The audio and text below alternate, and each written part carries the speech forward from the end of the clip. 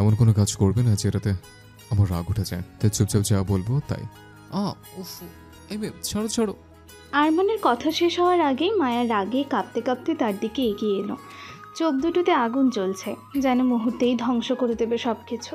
প্রতিশোধের নেশায় অন্ধ হয়ে সে আরমানের হাত দু হাতে শক্ত করে চেপে ধরল, আর হঠাৎই দাঁত বসিয়ে দিল আরমানের হাতের মাংসে।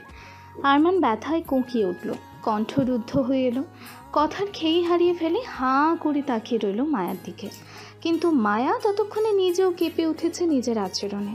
মুখের ভেতরে নোনতা স্বাদ পেতেই বুঝতে পারল রক্ত, গরম লবণাক্ত রক্ত। কে জানে তার নিজের না আরমানের। হঠাৎ যেন কিছু একটা চুরমার হয়ে গেল ভিতরে। সে আর এক মুহূর্ত দাঁড়ালো না, ছিটকে গিয়ে ছুটে গেল মিটিং রুমের সাথে লাগোয়া ওয়াশরুমের দিকে। হাঁপাতে হাঁপাতে বেসিনের সামনে দাঁড়িয়ে কল ছেড়ে দিল সে। ঠান্ডা পানির ছোঁয়ায় হাত দুটো কাঁপছিল। কুলকুচি করতে গিয়ে দেখলো পানির সঙ্গে গড়িয়ে আসছে লালচে রেখা রক্ত। ভেতরে ভেতরে গা গুলিয়ে উঠল তার। এই রক্তের স্বাদ, এই গন্ধ এক অদ্ভুত বমি ভাব তুলে আনলো গলার কাছে। মুখের ভেতরে আরমানের দেওয়া ব্যথার জন্য দাঁতের কোপ লেগেছে, কাটা চামড়ার জায়গায় আগুনের মতো জ্বালা করছে। পানির পর পানি, একের পর এক কুলকুচি, কিন্তু রক্তের সেই আঠালো অনুভব যেন কিছুতেই কাটছে না। মনে হলো সে যেন নিজেরই কোনো অচেনা রূপকে ছুঁয়ে ফেলেছে। এই, আমি আমি এমনটা করতে পারি? আয়নার দিকে তাকিয়ে নিজেকে চিনতে কষ্ট হলো মায়ার। চোখ লাল, মুখ বিবর্ণ, ঠোঁটের কোণে লেগে আছে রক্তের ক্ষীণ দাগ। সব কিছু মিলিয়ে যেন এক অস্থির অপরিচিত মুখ। চোখে মুখে পানি দিয়ে নিজেকে একটু সামলানোর চেষ্টা করলো সে। বুকের ভেতরটা এখনও ধুকপুক করছে তার। তারপর ধীরে ধীরে ওয়াশরুম থেকে বেরিয়ে এলো, যেন শরীর নয় আত্মাটাই ক্লান্ত হয়ে পড়েছে ওর। ওয়াশরুম থেকে বেরিয়ে আসতেই মায়ার চোখ পড়লো আরমানের ওপর। সে এখনও মিটিং রুমে সোফায় বসে আছে, চোখ দুটো জ্বলছে রাগে, চোয়াল শক্ত হয়ে আছে।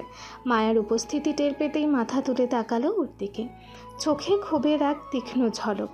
কিছুক্ষণ তাকিয়ে থাকার পর গম্ভীর কণ্ঠে, রাগ চেপে রাখা কষ্টসাধ্য এক গলায় বলল, এটা কি করে তুমি?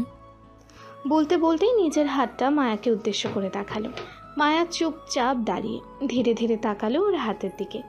ওখানেই তো কামড়েছিল সে, ঠিক এই জায়গাটায়। হাতের ছাপ যেন ছাপে ছাপে বসে আছে গভীরভাবে।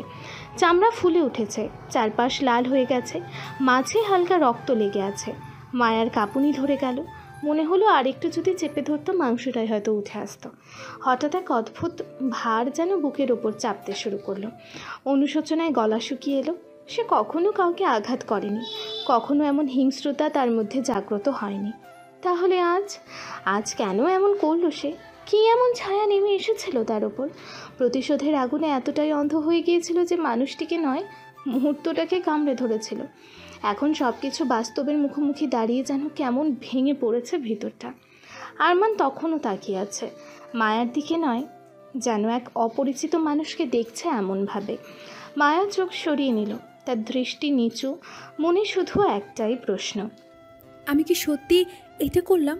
মায়া অনুশোচনায় ভেজা কণ্ঠে শান্তভাবে বলল, দুঃখিত, ভাবিনি আপনি অতটা ব্যথা পাবেন। আপনিও আমায় আঘাত করেছেন, মুখের ভিতর কেটে গেছে আমার, তাই আমিও আপনাকে ব্যথা দিয়েছি, সরি। শব্দগুলো যেন ভাঙা কাঁচের মতো ধীরে ধীরে গড়িয়ে পড়ল ঠোঁট থেকে। বলা শেষ হতে না হতেই আবারও মাথা নিচু করে নিল সে। চোখ দুটি মাটিতে আটকানো, মুখে যেন অপরাধের ছায়া। আরমান এক মুহূর্তের জন্য চুপ করে রইল। ধীরে ধীরে বুঝতে পারল, হ্যাঁ, রাগের চোটে সেও মায়াকে ব্যথা দিয়েছিল। মেয়েটির ফ্যাকাশে মুখ সেই প্রমাণ। সেই উপলব্ধি তাকে নীরব করে দিল। চুপচাপ কয়েক কদম এগিয়ে এলো মায়ার দিকে, কোনো শব্দ ছাড়াই, ধীরে মৃদু এসে দাঁড়ালো একদম সামনে। তারপর ডান হাত বাড়িয়ে নিজের তর্জনী আঙুল দিয়ে আলতোভাবে ছুঁয়ে দিল মায়ার থুতনি। সে ছোঁয়ায় মায়ার মুখটা ধীরে ধীরে ওপরের দিকে উঠালো, কিন্তু মায়ার চোখ তখনও নিচের দিকেই। আরমান গম্ভীর স্বরে বলল, আমার চোখের দিকে তাকাও। আরমানের গম্ভীর কণ্ঠে বলা কথাটা ঠিক যেন তীব্র কোনো সুরে আঘাত করলো মায়ের ভেতরের অনুভূতিকে। শব্দগুলো তার কানে গিয়ে যেন জল তলে বিস্ফোরণ ঘটালো, নীরব অথচ গভীর। একটু কেঁপে উঠল সে। সেই হালকা কম্পনটা আরমানও স্পষ্ট টের পেল, যেন তার আঙুলের নিচে ছুঁয়ে গেল সেই ভেতরের আলোড়ন। আরমান তার হাতের আঙুল সরালো না, মায়াকে চাপেও ফেলল না, শুধু অপেক্ষা করলো, সময় দিল মায়াকে। ধীরে ধীরে কাপা দৃষ্টিতে চোখ তুলল মায়া, তাকালো আরমানের দিকে।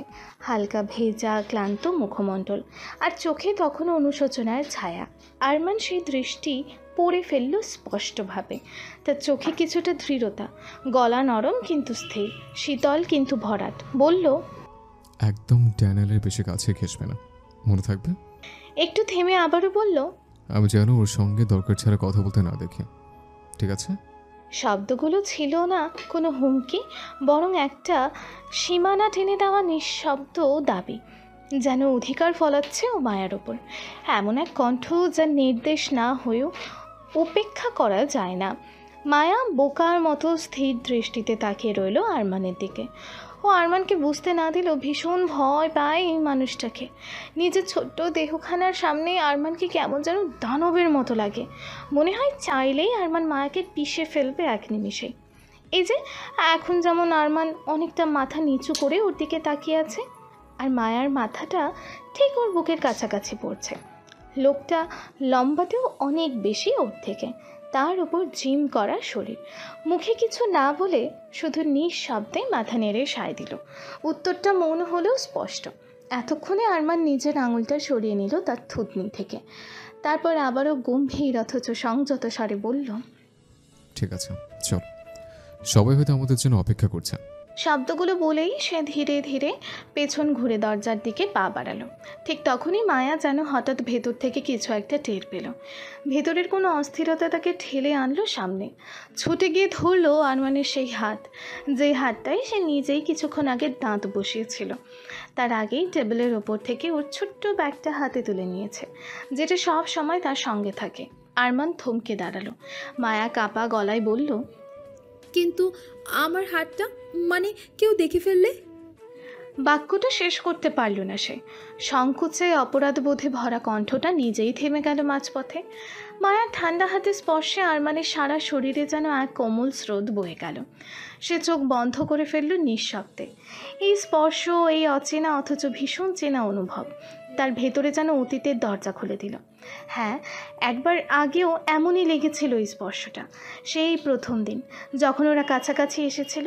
সেদিনও মায়ার ছোঁয়া মনে হয়েছিল অদ্ভুতভাবে পরিচিত, কিন্তু রাগ, ভুল বোঝাবুঝি আর আত্ম অহংকারের দেয়ালে দাঁড়িয়ে সে অনুভূতিগুলোকে কোনো গুরুত্ব দেয়নি। কিন্তু আজ এই মুহূর্তে চোখ বন্ধ করতেই আরেকটি মুখ স্পষ্ট হয়ে ভেসে উঠল মনের পর্দায়।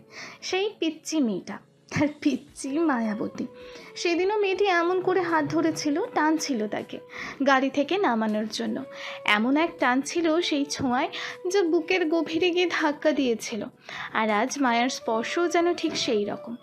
কিন্তু কেন এত মিল এই দুই স্পর্শে? আরমানের ঘোর কাটল হালকা এক ব্যথার স্রোতে। কবজির পাশে এক টান ধরতেই সে ধীরে চোখ মেলল। চোখের সামনেই সেই দৃশ্য, মায়া মাথা নিচু করে নিঃশব্দে তার হাতে রুমাল বাঁধছে, ঠিক সেই জায়গাটায় যেখানে ও কামড়ে দিয়েছিল কিছুক্ষণ আগে নিজেরই দাঁতে ক্ষতবিক্ষত করে ফেলা সেই ত্বকের ওপর। সযত্নে রুমালটা জড়িয়ে দিচ্ছে সে, যেন চাইছে কেউ না দেখতে পায়, কারণ হাতের সেই অংশটা এতটাই ফুলে গেছে, রক্ত জমে গেছে ভেতরে। দাঁতের গভীরে ছাপ এখনও স্পষ্ট, কেউ একবার তাকালেই বুঝে যাবে কিছু একটা ঘটেছে। সেই সম্ভাবনাটুকু মায়া মুছে দিতে চাইছে নিঃশব্দ যত্নে। আরমান স্থির চোখে তাকিয়ে রইল মায়ার মুখের দিকে, এক দৃষ্টিতে। একই সেই গভীর চোখ, যার ভাষা একদিন তার হৃদয়ের প্রতিটি কোণে ছায়ার মতো ছড়িয়ে পড়েছিল। সেই মুখের গঠন, সেই কাপা ভঙ্গিমা, সেই নরম শ্বাস। না, আরমান নিজের ভেতরের এক অস্থির কাঁপুনি অনুভব করলো। সে আর ভাবতে পারছে না, ভাবতে চায় না। এই মায়া কোনোভাবেই মাইশা হতে পারে না, না কিছুতেই না, এটা অসম্ভব। কিন্তু হৃদয় আবারও মাথার মতো জোর করে মানতে চায় না। সে চোখ ফেরালো না, শুধু নিঃশব্দে ভেতরের কণ্ঠ শুনে গেল। আরও 2 দিন, শুধু আরও 2 দিন অপেক্ষা করতে হবে। কালকের দিনটা গেলেই স্পষ্ট হবে। বিরাট বলেছে আজকের দিনটা আর কালকেরটা, এই 2 দিনের মধ্যে সে খুঁজে পেয়ে যাবে ওর মায়েশাকে। বিরাট নিজে পৌঁছে দেবে তাকে তার হারিয়ে যাওয়া পিচ্চি মায়াবতীর কাছে। আরমান দীর্ঘ নিঃশ্বাস ফেলল। চোখে তখনও মায়ার প্রতিচ্ছবি, আর হৃদয়ের গভীরে এক বিস্ময়কর সংশয়, যেটা কোনো যুক্তি দিয়ে মুছে ফেলা যায় না। হয়ে গেছে, চলুন। মায়ার শান্ত ও সংক্ষিপ্ত বাক্যটা যেন টান দিয়ে টেনে আনলো আরমানকে তার অদ্ভুত দোলাচলের জগৎ থেকে। চিন্তার গভীরতা থেকে চোখ তুলে তাকালো সে মায়ার দিকে। কোনো কথা বলল না আর। ভেতরে ভেতরে নিজেকে বলল, আর মাত্র 2 দিন, তারপরই সব স্পষ্ট হবে।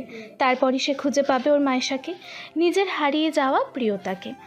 মায়া ইতোমধ্যেই নিজের কথা শেষ করে দরজার দিকে এগিয়ে গেছে। হাঁটার ভঙ্গিতে কোনো জোর নেই, কিন্তু তাতে এক ধরনের নিশ্চিন্তা আছে, যেন কিছু একটা বুক থেকে নামিয়ে রাখা হয়েছে। আরমান আর কিছু ভাবল না। মাথার ভেতরটা হঠাৎ অদ্ভুতভাবে নিঃশব্দ হয়ে গেল। পা দুটো আপনাতেই মায়ার পেছনে চলতে শুরু করলো। নিঃশব্দ, নির্লিপ্ত, অথচ যেন এক অজানা বাঁকের দিকে যাত্রা শুরু হয়েছে তাদের। মায়া মিটিং রুমের ভিড়িয়ে রাখা দরজাটা খুলতেই কেউ যেন হুড়মুড় করে ঢুকে পড়তে গিয়েও নিজেকে সামলে নিল।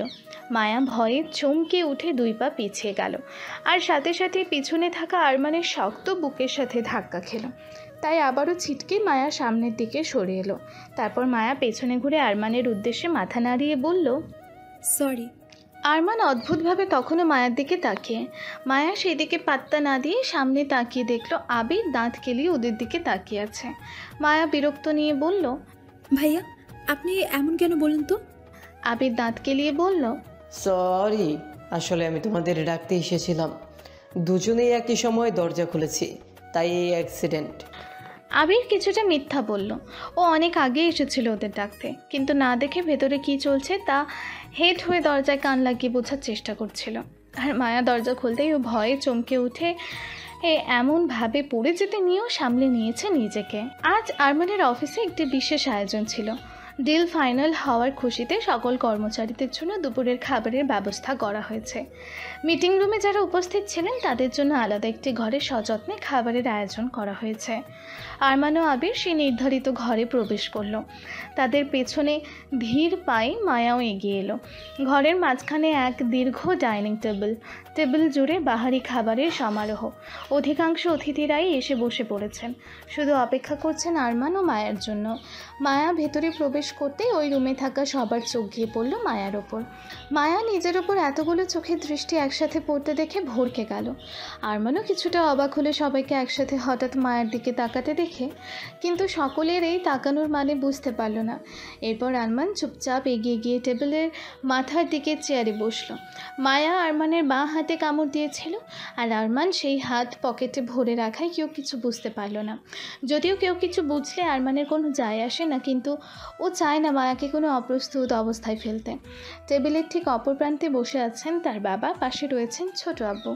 সেখানে উপস্থিত আছেন মিস্টার ড্যানিয়েল, তার ব্যক্তিগত সহকারী, আরমানের বিয়ে মিরাজ, তানিশা ও আরও কয়েকজন উচ্চপদস্থ কর্মকর্তা। সবাই নিজ নিজ আসনে বসে নীরব প্রতীক্ষায়। মিস্টার ড্যানিয়েল নিজের পাশের একটি চেয়ার ফাঁকা রেখেছেন মায়ার জন্য। কাউকে সেখানে বসতে দেননি। এমনকি তার নিজের বিয়ে যখন ওই চেয়ারটিতে বসার চেষ্টা করলো, তখন তিনি এক গাল হেসে একটু অপ্রস্তুত হয়ে কষ্ট করে বাংলা উচ্চারণে বলে উঠলেন, আরে এখানে বসো না তুমি, এখানে মাইয়া বসবো। মিস্টার ড্যানিয়েলের কথাটাই যেন মুহূর্তে পরিবেশ বদলে দিল। মায়ের রুমে ঢুকতেই সবার দৃষ্টি ঘুরে গেল তার দিকে। আরমান চোখের ইশারায় পেয়ে মিরাজকে জিজ্ঞেস করলো কি হয়েছে। মিরাজও চোখের ইঙ্গিতে ড্যানিয়েলের পাশের খালি চেয়ারটির দিকে ইঙ্গিত করলো, কিন্তু আরমান কিছুই বুঝে উঠতে পারল না। বুঝলো তখনই যখন মিস্টার ড্যানিয়েল হেসে বলে উঠল, আরে মাইহা, এসে গেছো তুমি, আসো আসো এখানে বসো। ড্যানিয়েল তার পাশের চেয়ারটি দেখিয়ে মায়ার উদ্দেশ্যে কথাগুলো বলল। মুহূর্তেই রাগে আরমানের চোখ লাল হয়ে উঠল। টেবিলটা এক ঝটকায় উল্টে দিতে ইচ্ছে করছিল তার। কেন জানি মিস্টার ড্যানিয়েল মায়াকে নিয়ে এই বাড়াবাড়ি সহ্যই হচ্ছিল না তার। মন চাচ্ছিল ডিলটাই বাতিল করে দেয়, কিন্তু এখন সেটার কোনোভাবে সম্ভব নয়। মায়া ড্যানিয়েলের কথা শুনে একবার ভয়ার্থ দৃষ্টিতে তাকালো আরমানের দিকে। আরমানের লাল চোখের দৃষ্টির তীব্রতা দেখে যেন মায়ার অন্তরাত্মা কেঁপে উঠল। সে ভয়ে একটা শুকনো ঢোক গিলল। তাড়াহুড়ো করে আরমানের পাশের খালি চেয়ারে বসে পড়ল, যেটা তখনও ফাঁকা ছিল। জোর করে এক ফোঁটা হাসি টেনে মায়া বলল, আমি এখানে ঠিক আছি। সবাই বসে আছেন কেন? খাওয়া শুরু করুন। মায়ার কথায় মিস্টার ড্যানিয়েলের মুখটা হঠাৎই ছোট হয়ে এলো। মন খারাপ করে সে নিজের পাতে খাবার তুলে নিতে শুরু করলো। আর এই দৃশ্য দেখে আবির, মিরাজ আর তানিশা মুখ চেপে হাসলো। এদিকে মিস্টার ড্যানিয়েলের মন খারাপ বেশিক্ষণ টিকলো না। সে খেতে খেতে উৎফুল্ল কণ্ঠে বলল, এগুলো মাইহার রান্না খায় না। আবির মুচকি হাসি দিয়ে বলল, হ্যাঁ, এগুলো মায়ের হাতের রান্না। ও শুধুমাত্র আপনার কথা ভেবেই সেই ভোরবেলা ঘুম থেকে উঠে নিজ হাতে রান্না করেছে। হয়ে গেল। মায়া মিস্টার ড্যানিয়েলের পাশে না বসে যেটুকু আরমানের মেজাজ শান্ত হয়েছিল সেইটুকু আবারও তার নিজের জায়গায় পৌঁছে গেল। রাগে তার হাতে থাকা চামচ শক্ত করে ধরে খাওয়া থামিয়ে দিল। তারপর চোখ তুলে আবিরের দিকে কটমট করে তাকালো, যেন একা পেলে আবিরকে পুরো খেয়ে ফেলবে। আবির আরমানের দিকে প্রথমে বোকা বোকা হাসি দিল, তারপর ভয়ে একটা শুকনো ঢোক গিলে নিজের বের করা 32টা দাঁত ঢেকে নিল। যদিও কথাটা আরমানকে জ্বালানোর জন্যই বলেছিল। ঠিক তখনই এন্ট্রি নিল মিস দিশা। ও রুমের দরজা খুলে ঢুকে হাসি মুখে বলল, আমাকে ছাড়াই সবাই খাওয়া শুরু করে দিয়েছেন। আর কনগ্রাচুলেশন স্যার, শুনলাম ডিলটা ফাইনাল হয়ে গেছে। মিরাজ হাসি মুখে কিছুটা ব্যঙ্গ করে দিশাকে উদ্দেশ্য করে বলল, আপনি যে আবার এখানে ফিরে আসবেন তা আশা করিনি, তাই সবাই খাওয়া শুরু করে দিয়েছে।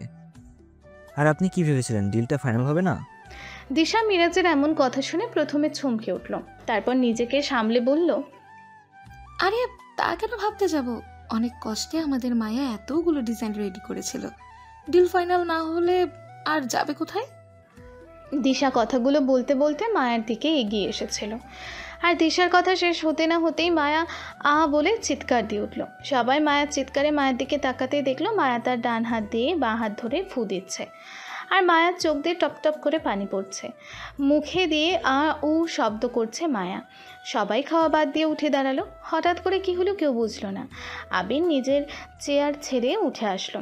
আর এদিকে আরমান পাশে বসে থাকায় তাড়াতাড়ি একটা পানির জগে মুখে খুলে মায়ার হাত টেনে নিয়ে তাতে ডুবিয়ে ধরেছে।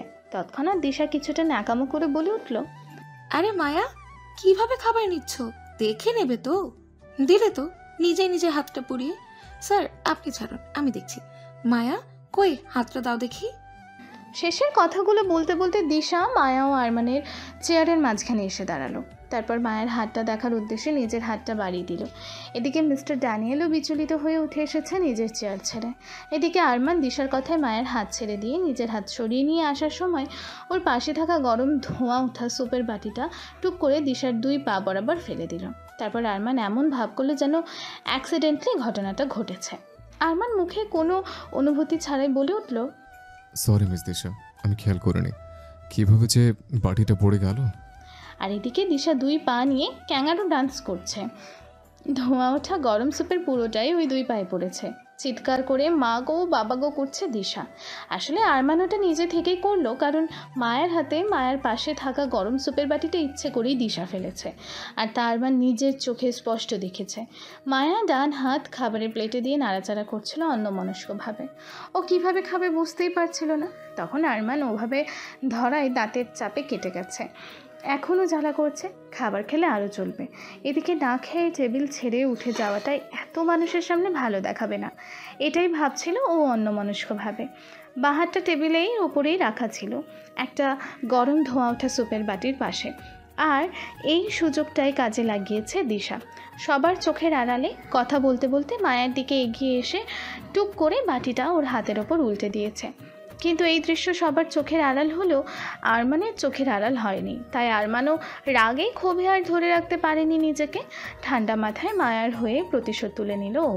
একইভাবে গরম স্যুপের বাটি দিশার পায়ে ফেলে এদিকে দিশা তখন পা ধরে মেঝেতে বসে কাঁদছে। আবির আরমানকে হাড়ে হাড়ে চেনে, তাই ওর বিষটা বুঝতে সময় লাগেনি। সবাই অবাক হয়ে দিশার দিকে তাকিয়ে আছে, কী থেকে কী হলো বিষয়টা বোঝার চেষ্টা করছে। আর এইদিকে মায়াও নিজের হাতের জ্বলন ভুলে অবাক হয়ে একবার দিশার দিকে তাকাচ্ছে তো একবার আরমানের দিকে তাকাচ্ছে। আরমান যে নিচ থেকে গরম স্যুপের বাটিটা দিশার পায়ে ফেলেছে সেটা মায়া খেয়াল করেছে, তাইও এত অবাক হওয়ার কারণ। আবির একটা পানির জগ নিয়ে মেঝেতে বসে কান্নারত দিশার পায়ে ঢেলে দিল। কিছুটা উপর থেকে এভাবে পানি ঢালায় দিশার লাল টকটকে হয়ে যাওয়া পাটা আরও জ্বলে উঠল আর চিৎকার করে কাঁদতে লাগলো দিশা। আরমান মিরাজকে উদ্দেশ্য করে বলল,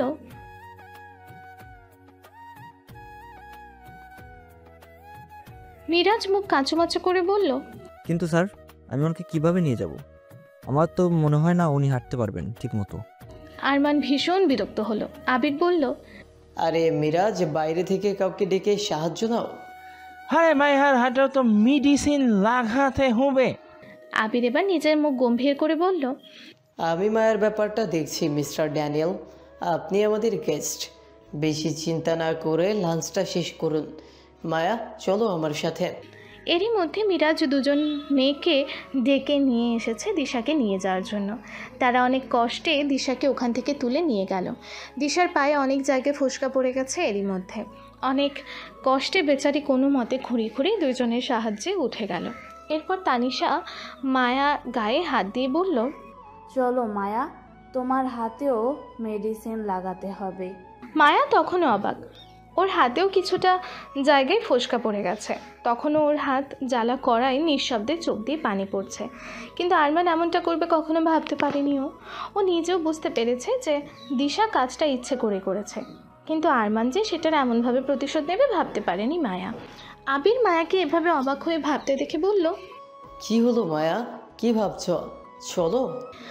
আবিরের কথায় মায়া একবার আবিরের দিকে তাকিয়ে আবারও আরমানের দিকে তাকালো। আরমান গম্ভীর গলায় বলল, মিস মায়া, যান আবিরের সাথে গিয়ে হাতে মেডিসিনটা লাগিয়ে নিন। মায়া একটা শুকনো ঢোক গেলে মাথা নাড়িয়ে সম্মতি দিল। মিস্টার ড্যানিয়েল বলে উঠল, আমিও যাই। আরমান কিছু বলবে তার আগে আবির নিজেই গম্ভীর গলায় বলল, না মিস্টার ড্যানিয়েল, বললাম তো আপনি আমাদের গেস্ট, তাই আপনাকে এ নিয়ে ভাবতে হবে না। খাওয়ায় মনোযোগ দিন, সকলে নিজেদের খাওয়া কন্টিনিউ করুন। মায়া, চলো। মায়া একবার আরমানের দিকে তাকিয়ে বেরিয়ে গেল রুম থেকে। পিছু পিছু তানিশা আর আবিরও গেল। মিস্টার ড্যানিয়েল তখনও মায়ার যাওয়ার পানে তাকিয়ে। ওনার ইচ্ছে ছিল নিজে হাতে মায়ার হাতে ওষুধ লাগিয়ে দেওয়ার, কিন্তু তার হলো না, তাই ওনার মনটা খারাপ হয়ে গেল। আরমান মিস্টার ড্যানিয়েলের উদ্দেশ্যে বলল, mister Daniel, please sit down and continue eating. Yes mister Harman. বলেই উনি মন খারাপ করে নিজের চেয়ারে গিয়ে বসে খাওয়া শুরু করলো। বাকি সকলেও এটা দীর্ঘশ্বাস ছেড়ে যে যার চেয়ারে বসে খাওয়ায় মনোযোগী হলো। আরমানের অফিসের বিশাল হল রুমটা তখন টান টান উত্তেজনায় ভরা। অফিসের সকল কর্মচারী অধীর আগ্রহে অপেক্ষা করছে তাদের বসের জন্য। দুপুরের লাঞ্চের পরপরই ছুটি দেওয়ার কথা ছিল আজ। বিশেষ এক উদযাপনের দিন বলেই অফিস থেকে সবার জন্য খাবারের ব্যবস্থা করা হয়েছিল। ডিলটা সাকসেসফুল হওয়ায় সকলে খুশির আবহে ডুবেছিল। মিস্টার ড্যানিয়েল লাঞ্চ শেষ করেই বিদায় নিয়েছেন, কিন্তু সেই আনন্দ বেশিক্ষণ স্থায়ী হলো না। হঠাৎ করেই ছড়িয়ে পড়ল একটা খবর, আরমান স্যার নাকি সবার উপস্থিতি চেয়েছেন হলরুমে। জরুরি একটা মিটিং ডেকেছেন তিনি। কারো বুঝে উঠতে দেরি হলো না যে কিছু একটা গুরুতর হয়েছে। এই কথা ছড়িয়ে পড়তে দেরি হলো না, ডিজাইনের আসল ফাইল নাকি গায়েব হয়ে গেছে। কেউ একজন চুপি চুপি আসল ফাইলটি সরিয়ে তার জায়গায় নকল একটা ফাইল রেখে দিয়েছে। এমন এক ভয়ঙ্কর খবর যেন আগুনের মতো ছড়িয়ে পড়ল পুরো অফিসে।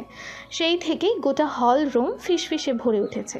কে করলো, কেন করলো, কিভাবে, এখন এই সব প্রশ্নে সবাই মুখে মুখে কথা চলাচ্ছে, কিন্তু কণ্ঠ নিচু, যেন কেউ শুনে না ফেলে। ঠিক তখনই মুহূর্তের মধ্যে হল রুমটা একেবারে স্তব্ধ হয়ে গেল। সকলের গুঞ্জন থেমে গেল আচমকায়। চোখ ঘুরে গেল দরজার দিকে। বিশাল হল রুমের বড় দরজাটা দিয়ে প্রবেশ করলো আরমান।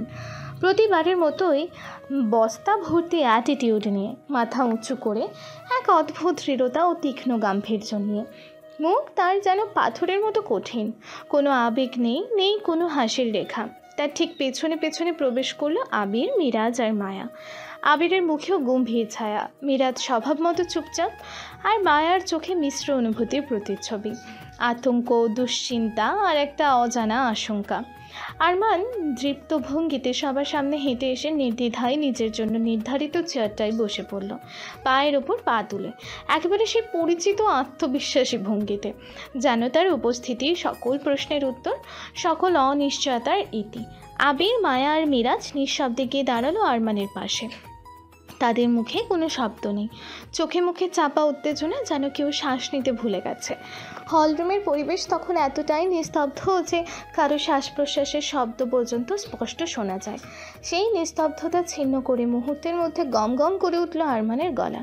তার কণ্ঠে ছিল এমন এক গম্ভীর, কঠিন আর ধ্বংসাত্মক সুর, যেন কোনো শাসকের শেষ নির্দেশ।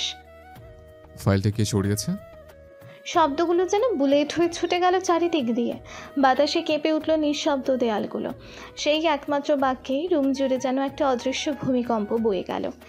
এক মুহূর্তের জন্য সবাই জমে গেল, নড়াচড়া বন্ধ, চোখের পাতা ফেলাও যেন নিষিদ্ধ। প্রতিটা কর্মচারীর মুখ থেকে রং সরে গেল, বুকের ধুকপুকানি বেড়ে গেল দ্বিগুণ। কেউ কারো চোখে তাকাতে পারছে না, কেউ কেউ ঘাড় নিচু করে ফেলেছে, আবার কেউ কাঁধে কাঁধ ঠেকিয়ে দাঁড়িয়ে থাকা সহকর্মীর দিকে ফিসফিস করে তাকাচ্ছে, কিন্তু কেউ সাহস করছে না উত্তর দেওয়ার। আরমান তখনও ঠান্ডা, কিন্তু তার চোখের দৃষ্টিতে আগুন, তার শরীর নিথর, অথচ তার পাশে যেন বিস্ফোরণের পূর্বক্ষণ। নির্বিকার সদাহাস্য ও বন্ধুত্বপূর্ণ আবিরের গলায় হঠাৎ করে এক গম্ভীর সুর ধ্বনিত হলো। গোটা কনফারেন্স রুম মুহূর্তেই যেন থমকে গেল। আবির বলল, আপনারা নিশ্চয়ই জানেন এই ডিলটা আমাদের জন্য কতটা গুরুত্বপূর্ণ ছিল। দীর্ঘ 1 সপ্তাহ ধরে আমাদের ডিজাইন টিম, বিশেষ করে সব ডিজাইনার, দিনরাত পরিশ্রম করে ফাইলটি তৈরি করেছিল। প্রতিটি ডিটেইলে ছিল নিখুঁত যত্ন। সেই ফাইলটাই আজ হঠাৎ করে উধাও হয়ে গেল, যেটা ছিল আমাদের হেড ডিজাইনার মায়ের কেবিনে। তার চোখ দুটো কঠিন হয়ে উঠল, কথার ধার যেন আরো তীক্ষ্ণ হলো। গত রাতে মিস মায়া এবং মিস তানিশা মিলে সব কিছু চেক করে কেবিনটি নিজ হাতে লক করেছিলেন, নিশ্চিন্ত ছিলেন ফাইল নিরাপদে আছে। আর আজ মিটিংয়ের সময় যখন ফাইলটি খোলা হলো, দেখা গেল তার ভেতরে কেবল সাদা কাগজ, ডিজাইনের নাম গন্ধও নেই, অথচ ফাইলটা দেখতে ছিল ঠিক আগের মতোই। তার মানে স্পষ্ট কেউ ইচ্ছে করে আসল ফাইল সরিয়ে একদম একই রকম দেখতে ফাইল রেখে গেছে।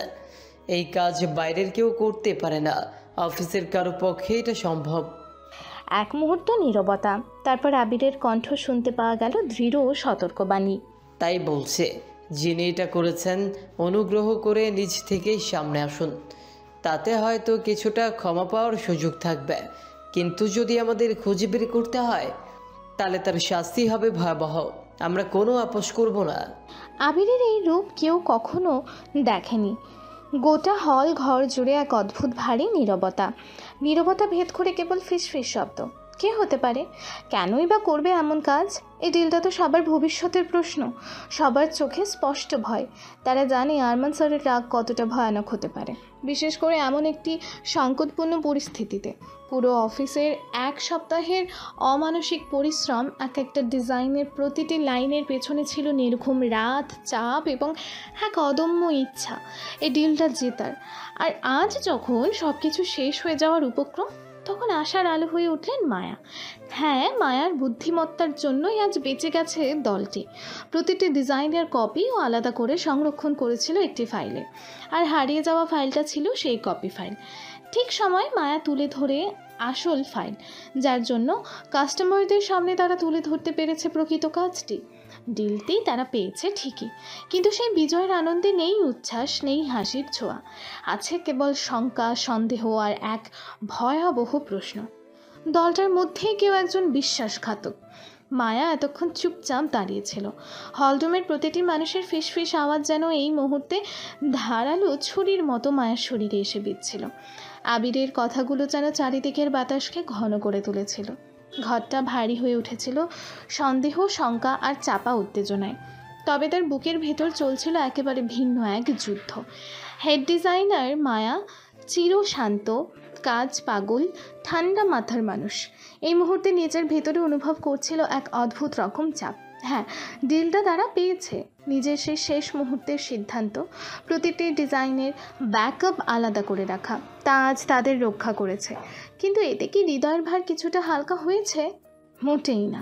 তারা ভেতরে এক জ্বালা জ্বলছিল। যন্ত্রণার সেই নাম ছিল বিশ্বাসভঙ্গ।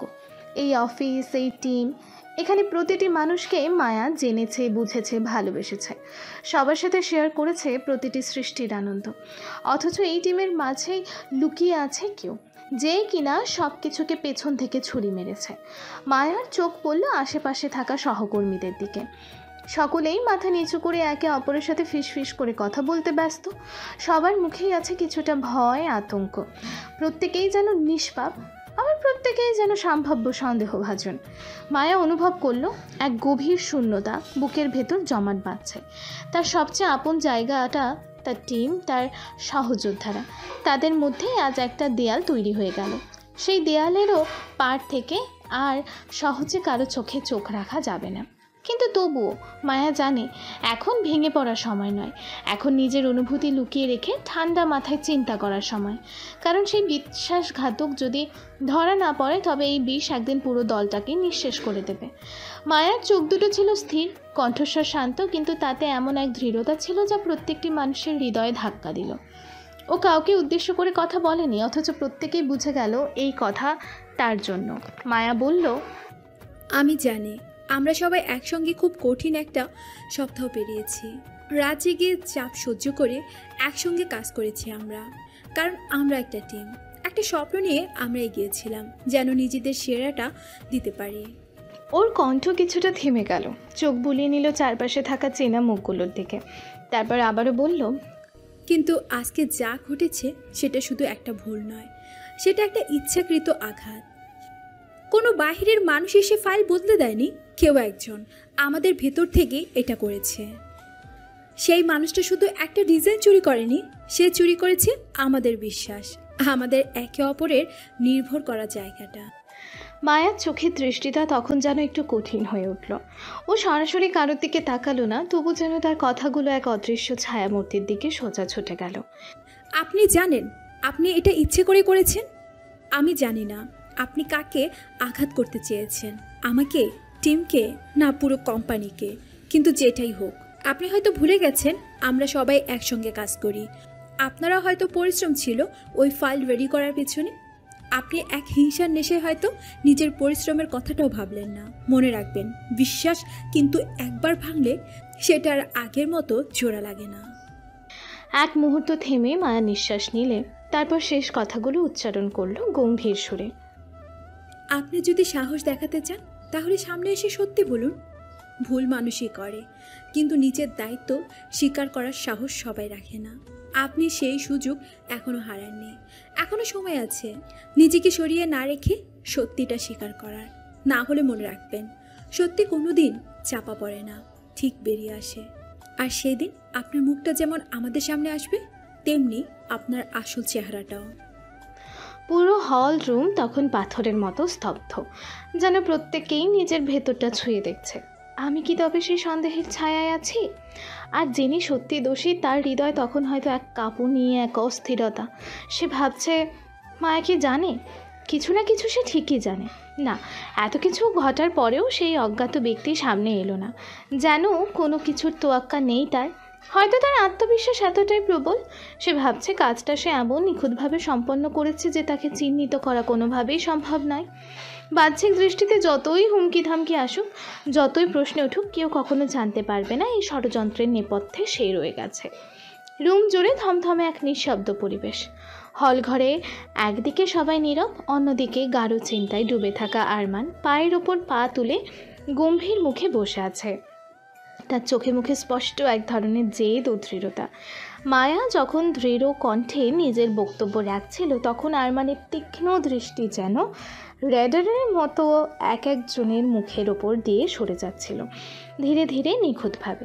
রুমে উপস্থিত প্রতিটি মানুষ সেই দৃষ্টি টের পাচ্ছিল, আর সেই তীক্ষ্ণ দৃষ্টির স্পর্শ যার চোখে লাগছিল, সে যেন কেমন করে মাথা নিচু করে ফেলেছিল, এক ধরনের অপরাধ বোধ অথবা আত্মরক্ষার প্রবৃত্তিতে। যেন বোঝাতে চাইছিল, আমি নই, আমি নির্দোষ, আমি কিছুই জানি না।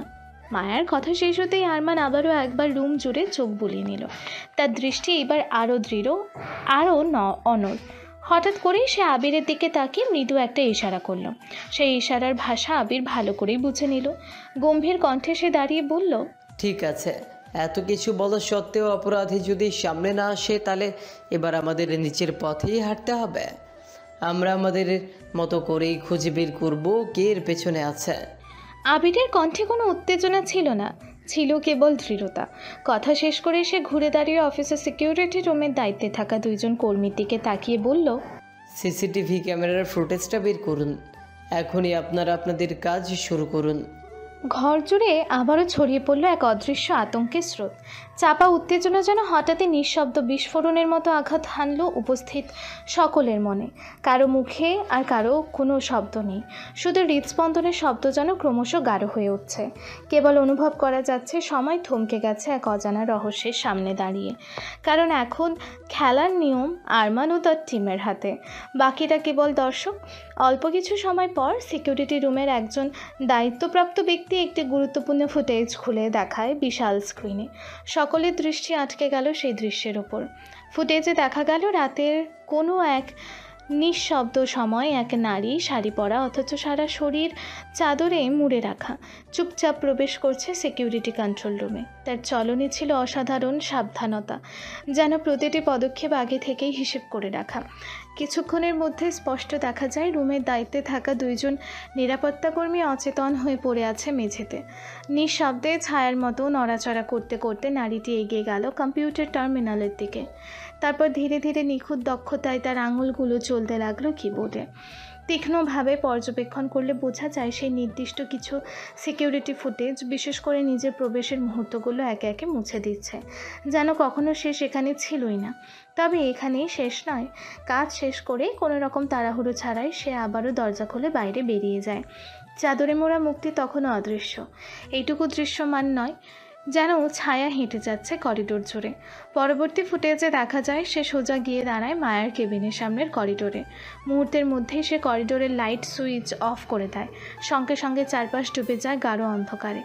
এক রহস্যময় কুয়াশা যেন সমস্তটা ঢেকে ফেলে। এরপর আর কিছুই স্পষ্ট দেখা যায় না, সব কিছু যেন নিঃশেষ হয়ে যায় অন্ধকারের চাদরে। রুমের মধ্যে নিস্তব্ধতা চেপে বসে আরও গভীরভাবে। কারো নিঃশ্বাস ফেলার শব্দও যেন কানে এসে ধাক্কা খাচ্ছে।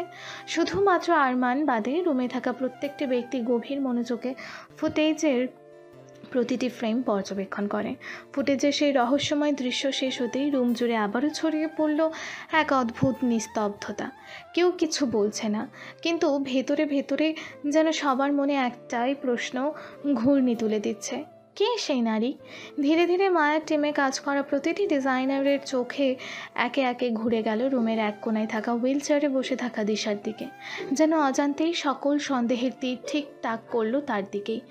দিশা প্রথমে বুঝে উঠতে পারছিল না কী ঘটছে, কিন্তু যখন টের পেল যে একে একে সবার চোখ তার দিকেই নিবদ্ধ, তখন তার শরীরটা মুহূর্তেই ঠান্ডা হয়ে গেল। ঘাড় ঘুরিয়ে একবার দেখলো, আবারও নিজের হাত জড়ো করে বসে রইল। কিন্তু সেই দৃষ্টি থেকে রেহাই নেই। তার নিঃশ্বাস দ্রুত হয়ে উঠল। কপাল বেয়ে বিন্দু বিন্দু ঘাম গড়িয়ে পড়তে লাগলো। ওর চোখ তখন একটা ভীত ভীত ভাব, যেন কেউ ওকে অন্ধকারে দাঁড় করিয়ে দিয়েছে আর আলোটা একদম ওর মুখের উপর ফেলে রেখেছে। হাত কাঁপছে, ঠোঁট কাঁপছে। একটা রুমাল বের করে হাত কাঁপতে কাঁপতেই কপালের ঘাম মুছে নিল সে। তারপর আমতা আমতা করে গলায় আতঙ্ক মেশানো এক ব্যাকুলতায় বলল, তোমরা আমার দিকে এভাবে তাকাচ্ছ কেন? ওটা ওটা আমি না। তার কণ্ঠে ছিল না কোনো জ্বর, বরং ছিল ভাঙা বিশ্বাস আর প্রচণ্ড অস্থিরতা। কথাগুলো যেন তার নিজেরও বিশ্বাস হচ্ছিল না, বা হয়তো সে চাইছিল সবাই বিশ্বাস করুক যে সে নির্দোষ। রুম জুড়ে তখনও কারো মুখে কোনো শব্দ নেই, শুধু দিশার কাঁপা কাঁপা কণ্ঠ আর অনিশ্চিত দৃষ্টি প্রতিধ্বনিত হচ্ছিল চারপাশে।